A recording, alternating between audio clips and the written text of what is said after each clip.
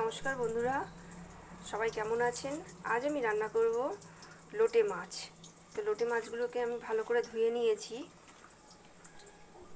দুটো একটু বড় সাইজের পেঁয়াজ আমি কেটে নেব, একটা বেগুন কেটে নেব, আর কয়েকটা কাঁচা লঙ্কা আমি কেটে নেব।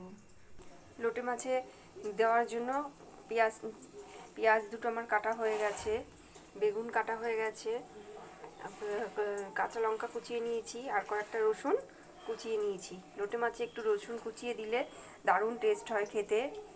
এবার মাছগুলো আমি মাখিয়ে নেব।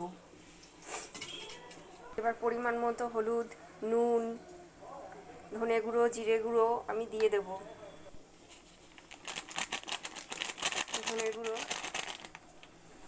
অল্প জিরের গুঁড়ো, আর সবশেষে 1 চামচ লঙ্কার গুঁড়ো আমি দিয়ে দেব। এরপর একটু সর্ষের তেল আমি ওপর দিয়ে ভালো করে মাখিয়ে নেব। লোটে মাছ আমার ভালো করে মাখানো হয়ে গেছে।